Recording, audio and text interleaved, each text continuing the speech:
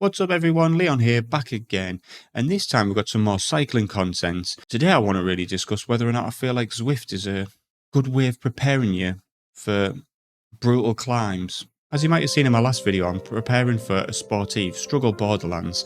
Really, I'm just documenting just my training, just to get myself prepared for it. So I'm just wondering whether or not Zwift is like a suitable means really of preparing for, hard, difficult climbs out in the real world. So recently I've been really busy. It's been the school holidays, kids have been off, and getting outside and training's been really challenging. So I've relied heavily on Zwift in order to be able to get those training sessions in. And to be honest, it's been a godsend because otherwise I just wouldn't have done anything cycling related, at least anyway. So my focus for this training session was really based around hill climbing, and I wanted to see really as if it was going to be something that would be viable and that I can depend on really in getting me prepared for climbing my bike out in the real world. And in order to test that, I thought the best thing to do would be pick the route that's got probably the hardest potentially climb that you can do in the game, which is the new addition to the Zwift routes is the grade. And the route that I'm doing is the elevation evaluation. So elevation evaluation is a great route. It's got like nearly 25 kilometers and 396 meters of elevation. And well, of course, it's got the grade, 3-kilometer climb with an average of 8.6 elevation. So yeah, it's like nice and testing, isn't it? So the route gives you a nice little flat-ish sort of running up to the grade. The grade itself is a bit of a beast. It's no joke.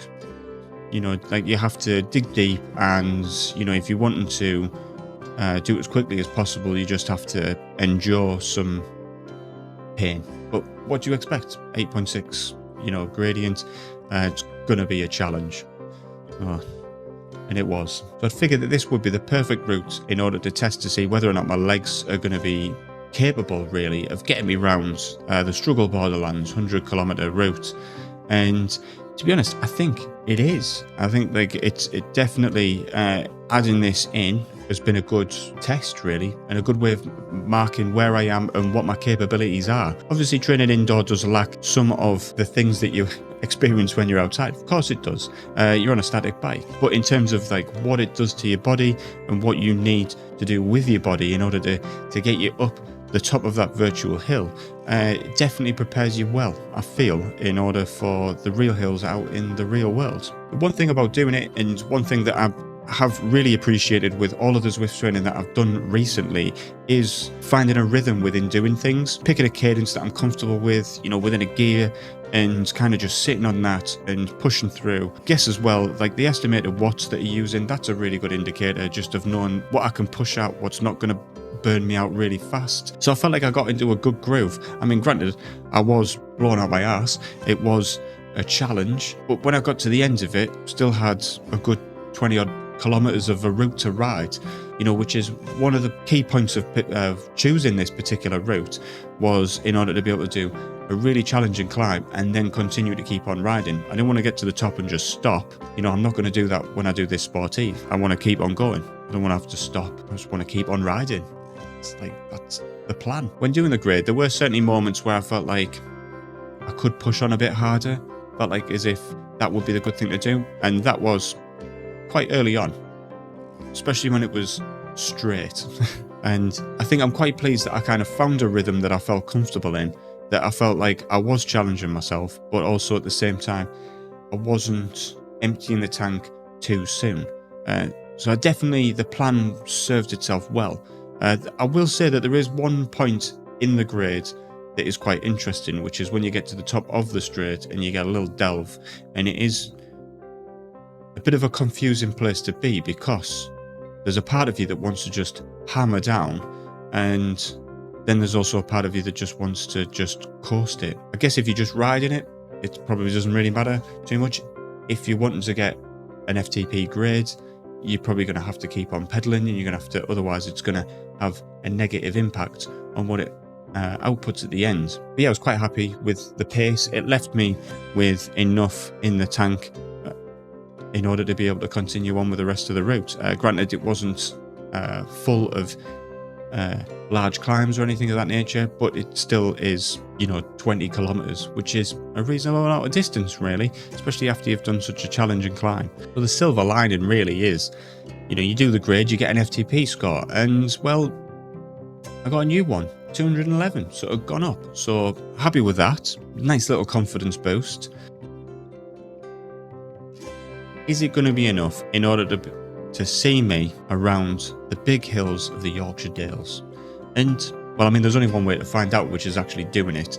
And, well, going to actually spend some time out on the road. Maybe I already have, but that's an upcoming video, so you might want to keep an eye out for that one. Although I got a new FTP today, it wasn't the main focus of the training ride. Although I'm happy with it, it's still just another step in the right direction.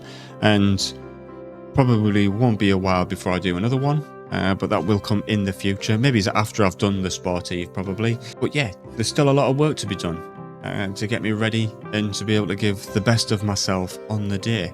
And, well, for future rides and events moving forward, it's kind of what this part of my channel is going to be focusing on, really, is just my personal development when it comes to cycling and just that whole world that I have a lot of time for. Now, one thing I will mention is that when you're out doing a route in Zwift, in Watopia, or wherever, you do get the time sections, and obviously you get climbs and sprints.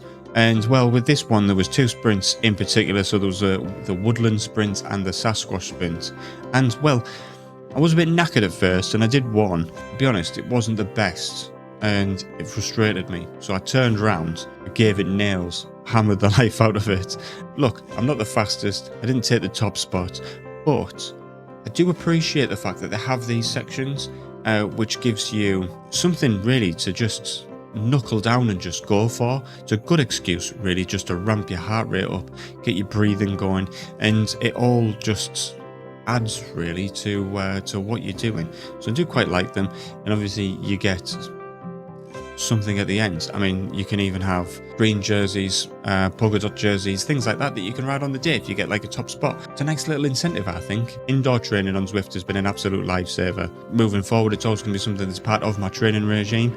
I don't think I'll probably do it as much as I have been recently. An event down the line comes up, it probably will factor in more. But yeah, it's been great. I've definitely felt the benefits and the improvement in a lot of areas. I have had some outdoor rides in between, and I've seen the benefits. All in all, with all this training, it's got me feeling quite optimistic. I'm feeling prepared, feeling good, really, in order to be able to get out on the bike and, hit the roads, hit those big hills. Like, it doesn't seem as daunting. So yeah, we'll see how I feel on the day though. But yeah, no, it's been good. So with that training session, it's definitely got me feeling more optimistic, and with all of the training sessions that I've done recently. So thanks for watching me back on my cycling journey, peak performance, midlife crisis, midlife victories. But yeah, if you're liking this type of content, just like hit the like button, drop a comment, let me know where I'm going right, wrong, what I could do, moving forwards, just anything really. Love to hear your thoughts. Yeah, I just would. So yeah, just type something. Even an emoji, really. Just put a smile on my face. And well, next time, bike-related wise, I'm probably going to be riding in the Yorkshire Dales. But it won't be the Sportive. It'll be some training outside. And we'll look at some Strava details, see how I did. Okay? So check it out. Thanks for watching. Have a great day. See you on the next one.